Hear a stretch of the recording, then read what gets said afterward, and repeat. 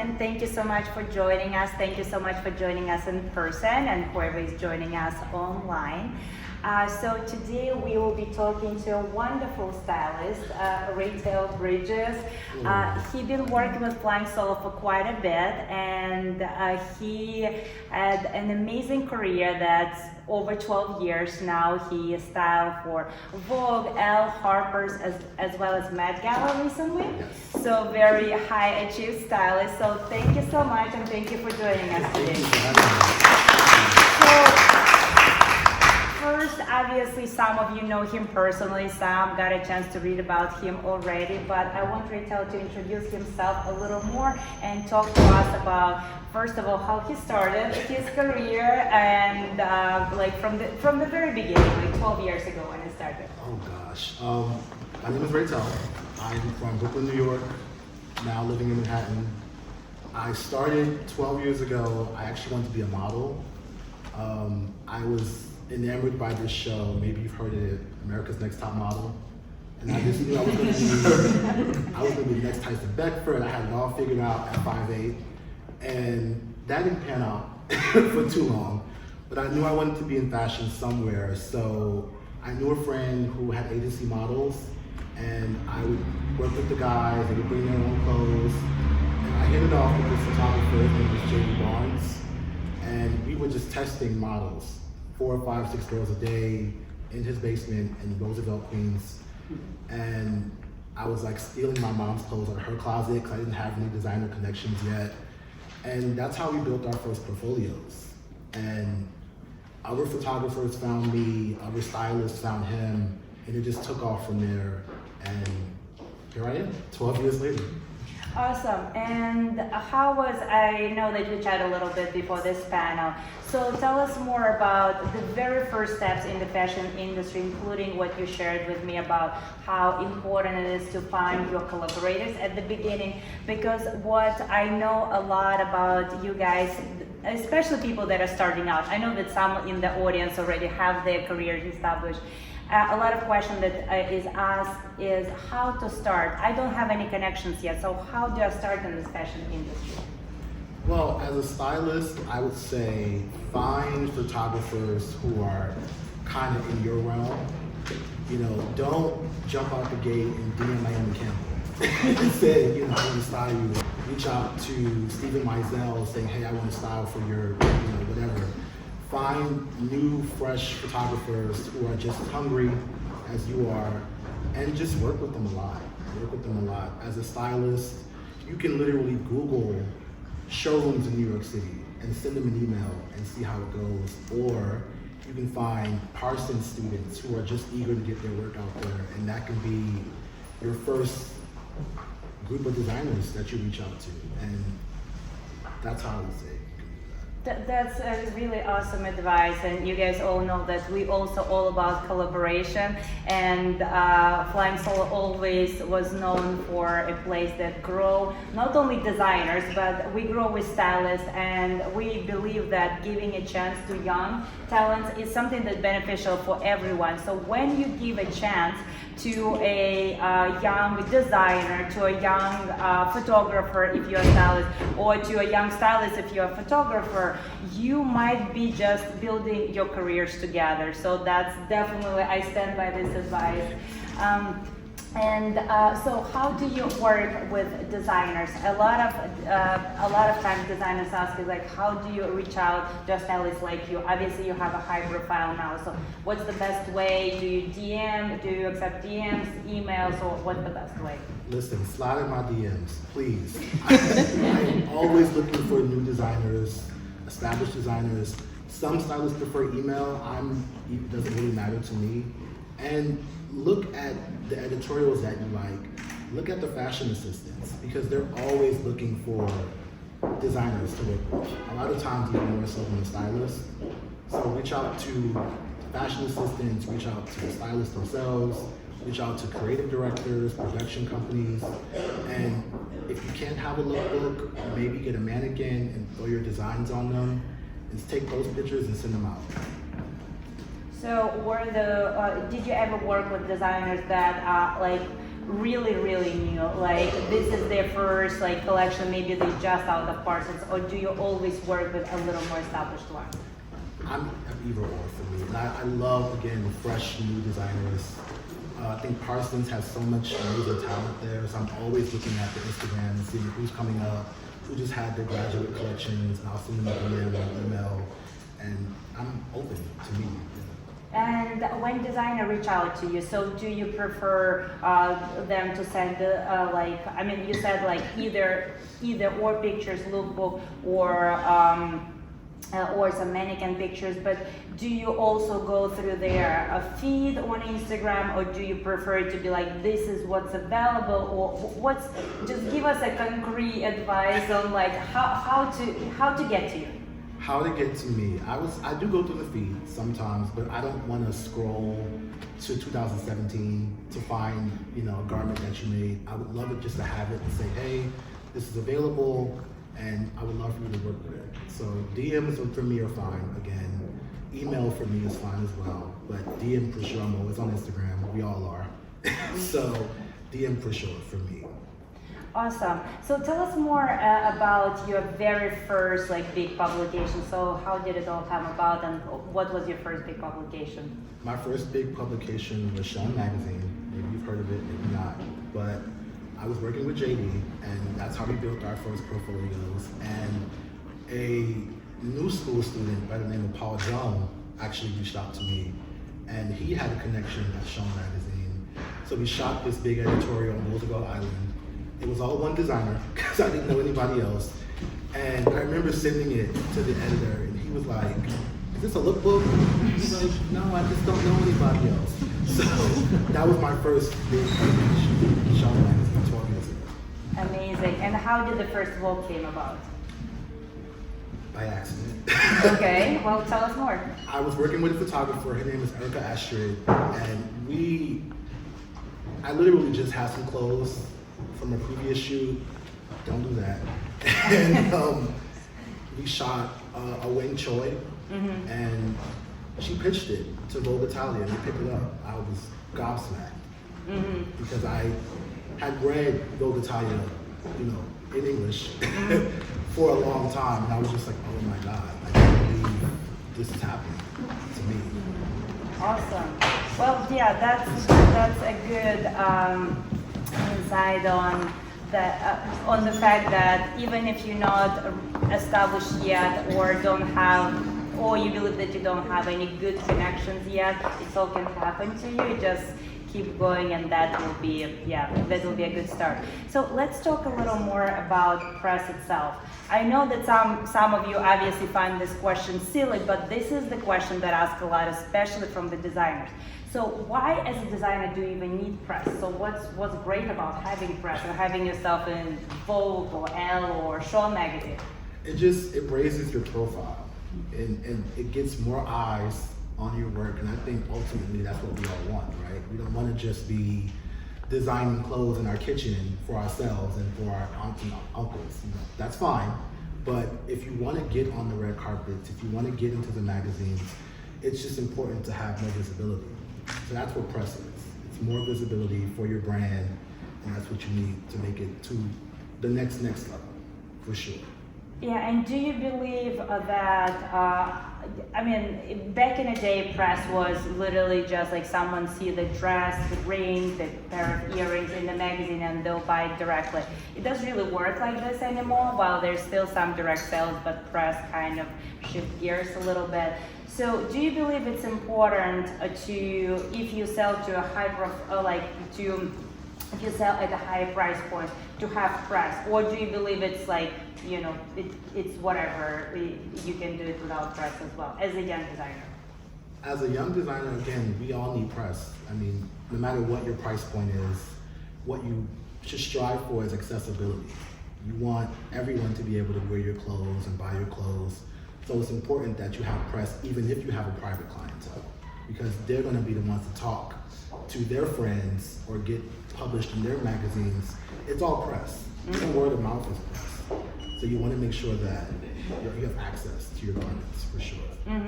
And a big press versus smaller press. Not smaller press in the way that like no one will ever see it, but maybe like mid-sized magazines. So there are two kind of schools of thought. Some designers believe that my garments only deserve like Vogue, Elle, Harper's, like the top 10 magazines. And some believe that it's any press is that additional eyes on their brand. So what's your take on that? Be adaptable, but don't be for everybody, if that makes sense. It's important to strive for the Harpers and the Vogues, but you have to get there somehow. And that doesn't mean you loan your piece out to Pookie from down the street, but you should still be able to say, okay, here's this young, talented stylist, and I can trust him. And don't be afraid to loan the pieces out to even a mid-sized magazine, because that's what's gonna get you to the Vogues and the Harpers and things like that. Yeah, that's a really good advice, and this is also something that we stand by as Flying Solo, because so many talents are including stylists and photographers grew from somewhere. So they might be shooting something small today, but you can see that they're insanely creative, and the next thing that they're pulling for could be Vogue or Harper's, and then they'll remember your designs and include you there.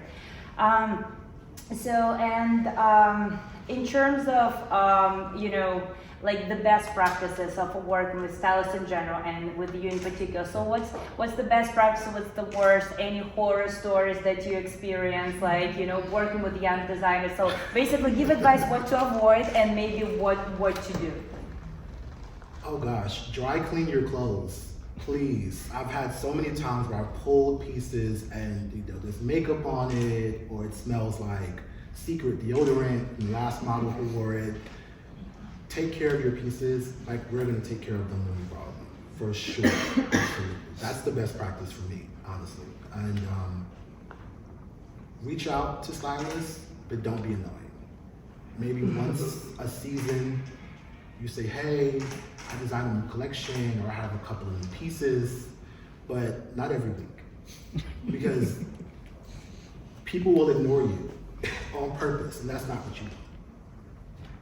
Awesome. And in terms of the communication, is what if some I don't know, you for example agree to pull one of the items, but that item was pulled by someone else last minute. What's the best practice to how to communicate? Tell me beforehand. I've had a few times where I pull 4 or 5, 6 looks and I show up and there's only one look in the garment bag. So just talk. We all understand how this business goes, and if I pull a skirt and then Beyonce wants that same skirt, Beyonce's gonna get the skirt. Totally. And I understand that. But just tell me beforehand, what's going on, stay in touch, and be apologetic. This is a team effort. It's not just me, it's not just you. And tell me what's up, for sure. Yeah, and in terms of letter of responsibility and things like that, obviously if you're part of Flying Solo already, we take care of all of that, but I'm mostly addressing it for designers that maybe not part of the showroom yet, or they're doing the PR on their own. So what's the best practices for both sides to ensure that things are delivered? So do you do letter of responsibility, or if a stylist reach out to a young brand that might not know anything yet, what should they expect from this stylist? It really depends on the shoot. If it's an editorial, a letter of responsibility is fine. But sometimes if it's celebrity, there might be a rental agreement. And it's up to you to write that down in a contract and get their information, credit card information for sure, to be able to protect yourself in the event that things go wrong. And it's for the stylist too, so I know if something gets messed up, it's on me, or it's on the magazine or something. It's just to protect everyone.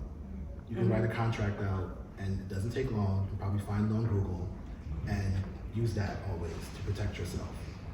Yeah, also something that we always emphasize, again, like in Flying Soul, we take care of all these agreements and make sure that even if things went wrong, and sometimes, you're absolutely right, I mean, sometimes it just gets messed up in the shoot. No one expected that. It could be the most careful like group of people ever, but certain things ripped and get stained by makeup. Sometimes you cannot get rid of that stain, so then there is an agreement already in place how to compensate the designer. And yeah, we always suggest to do it by the cost of the production, so it won't be the full retail price, but it's basically if something went wrong, at least no side lose anything. So no side gain anything, but like at least, well, rather lost a minimal on that side, so we can continue working together. So, and my last question will be, and then I'll open like for questions here. I know that it's a lot of you and probably eager to learn more.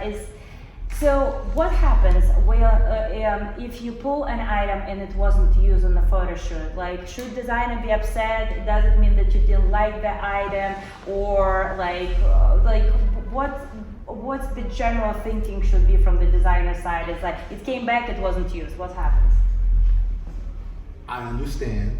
It's frustrating. You could have loaned that piece out to 6 different people during that shoot. It happens.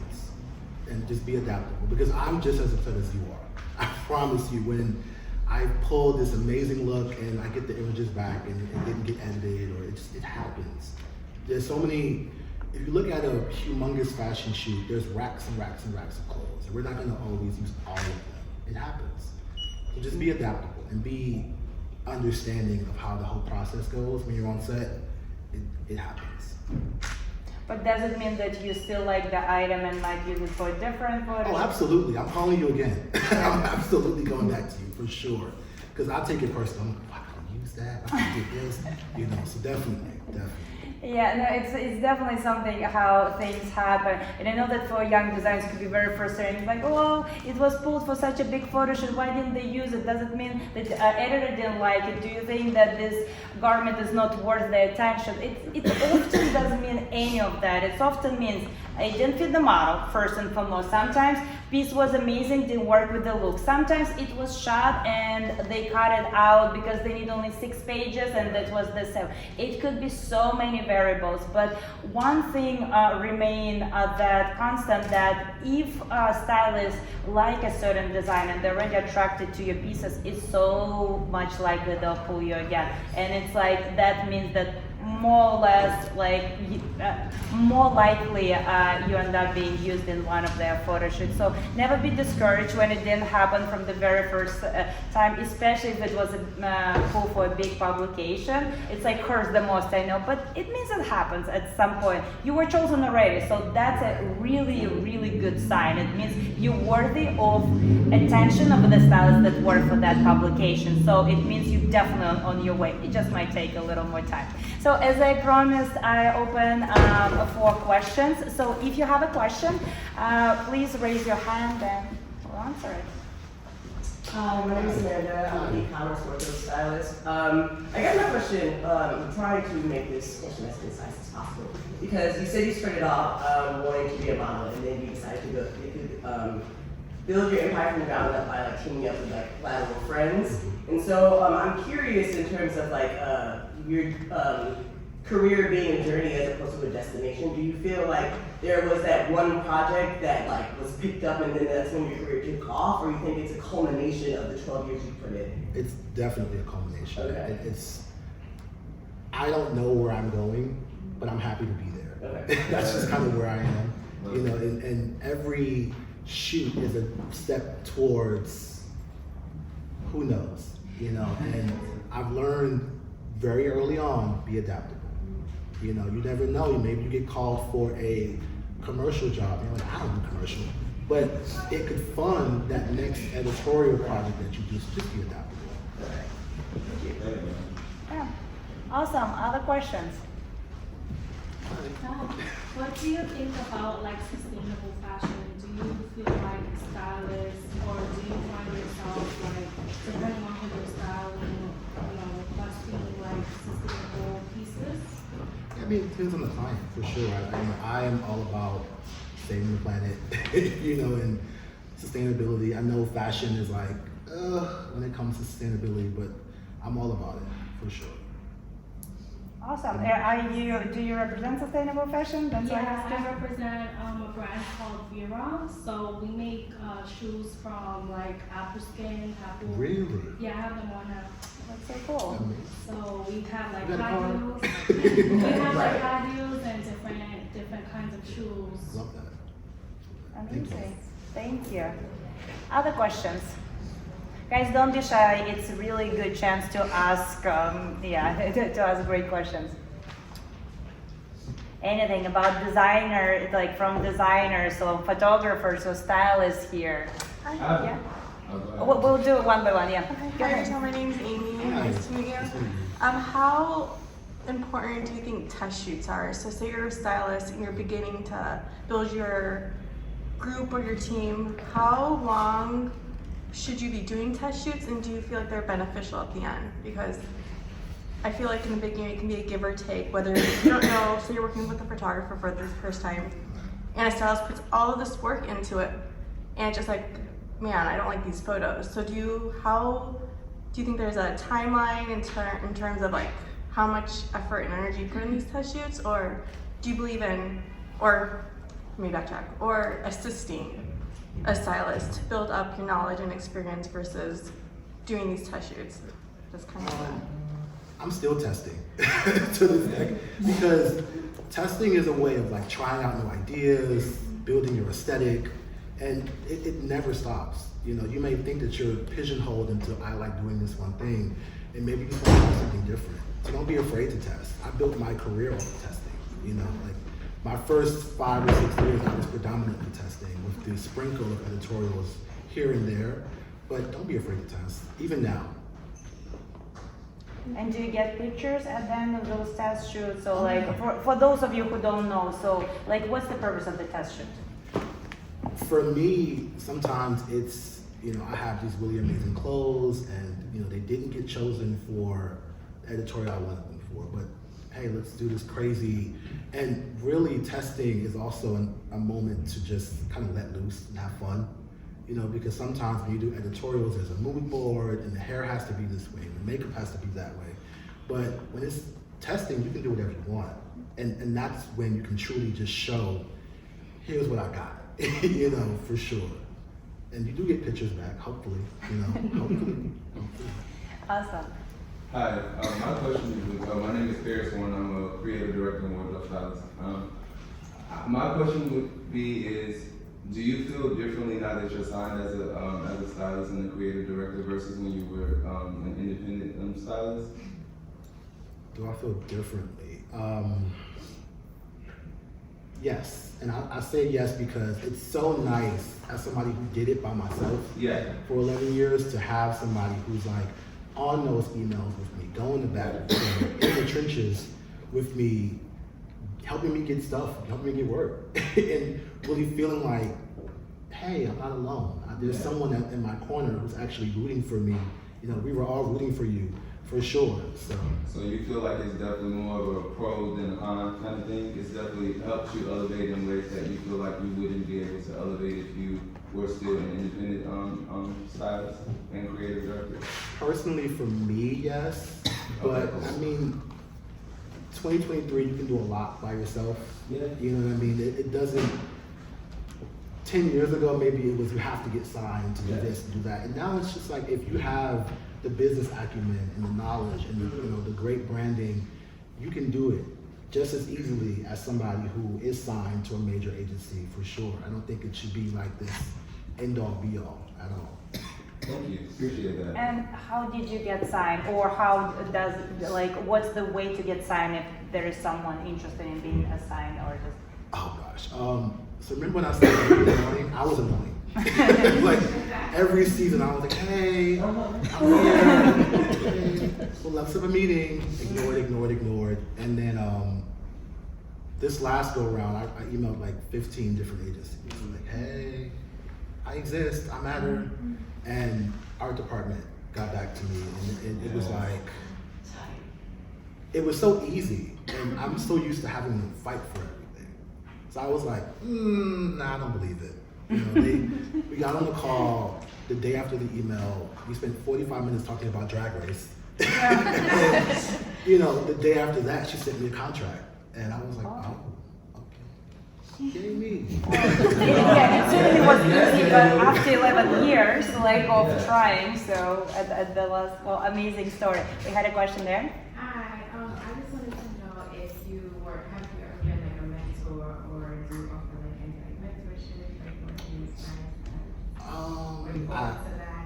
I haven't, but I am open. I'm looking for assistance now. For sure. For sure. If you see me running around Soho, I got my bags, and I'm just like, okay, it'd be nice to have some little help.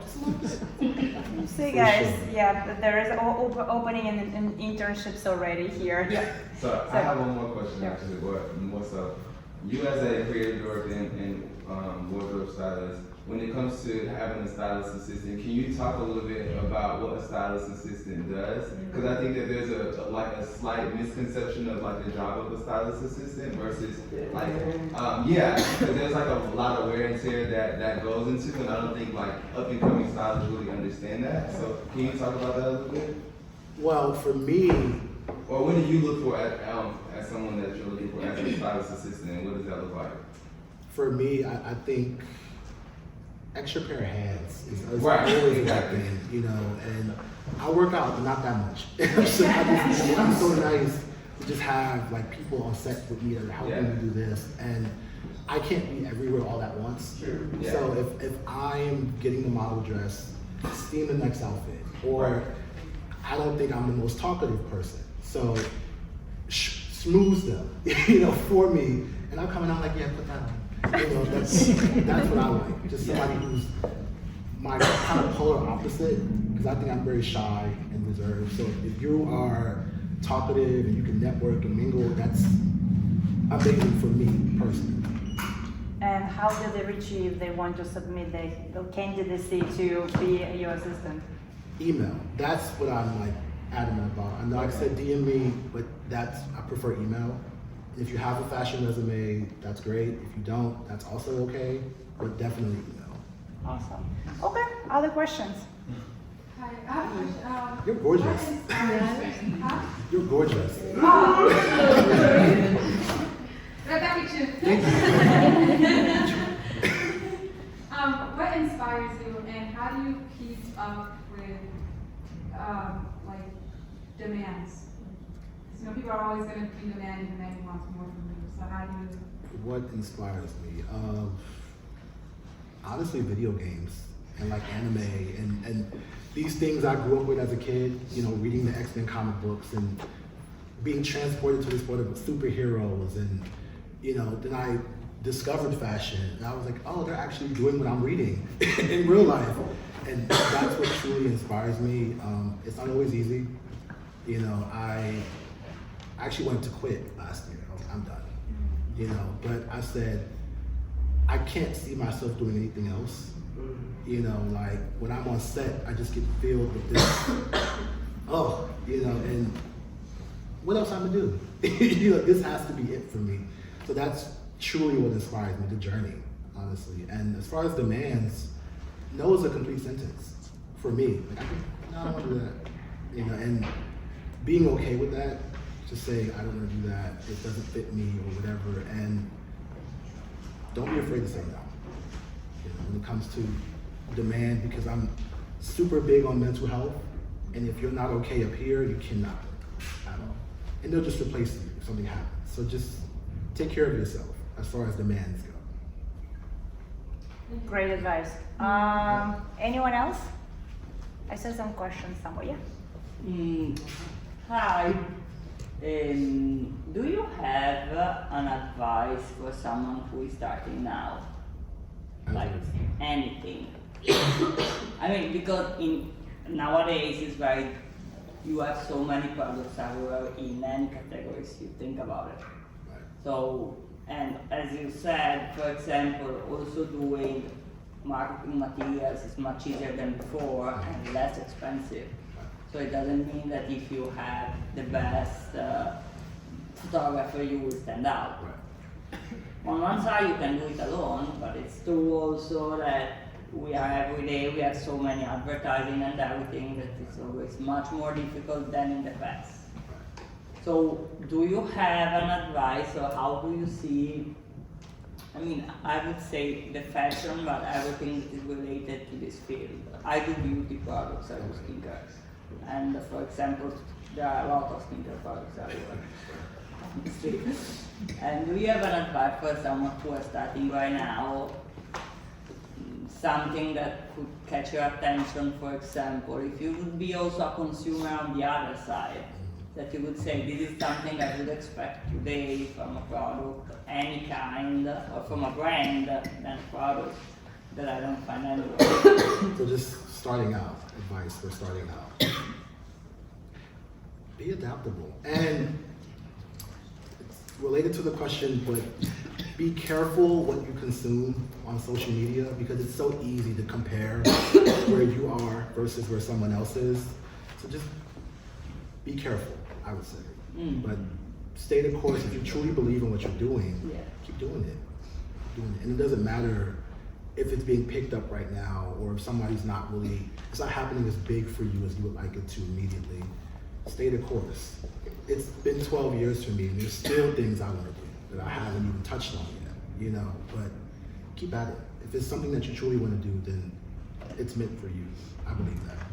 Not to be cliche, but I believe It's a really good advice. Other questions? Yes. My name's Dave. I'm a photographer. Love it to hear you speak.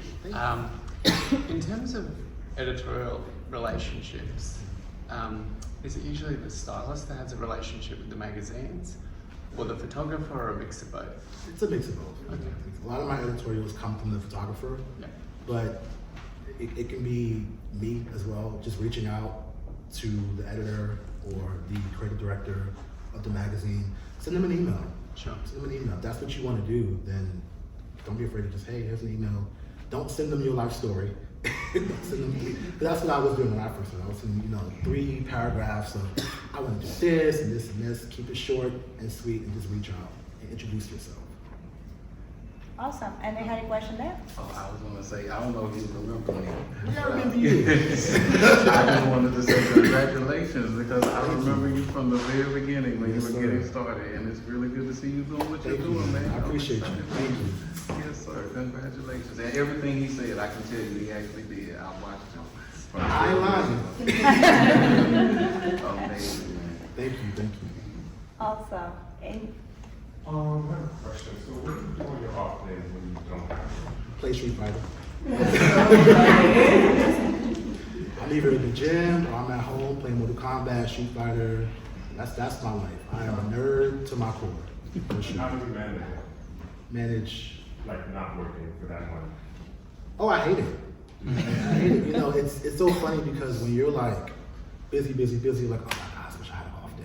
Yeah. And then you get an off day and you're like, my life is over.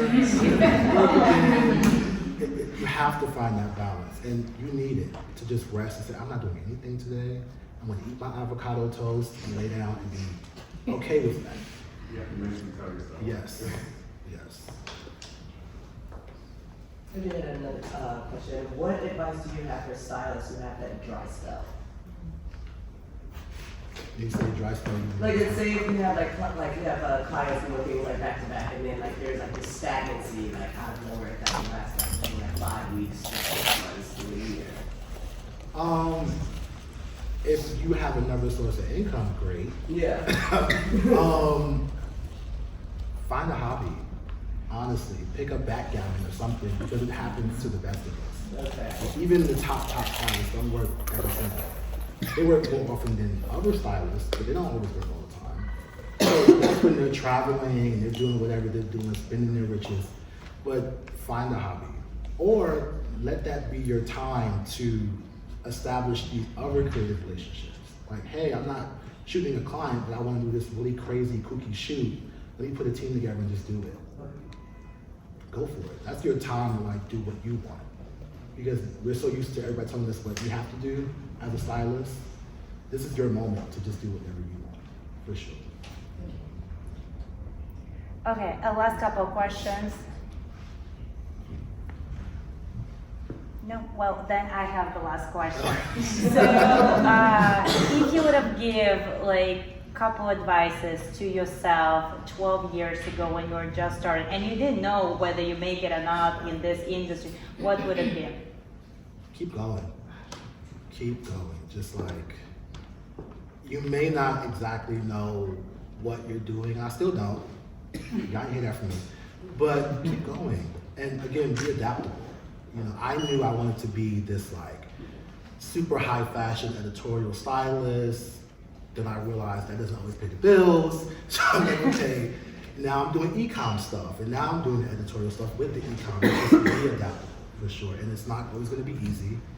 You know, you are gonna have the existential crises and the imposter syndrome, and you are very shy and timid, but you belong here. This is where I belong. And how do you know if you belong? It's just a feeling, or how? It's a feeling. And it's the universe conspiring with me to say, oh, okay. And a lot of times, these opportunities were me kind of stepping into it, and the universe saying like, okay, you've been waiting, here you go. You know, so just don't be afraid to just keep going. Awesome. Well, thank you so much, Raytell.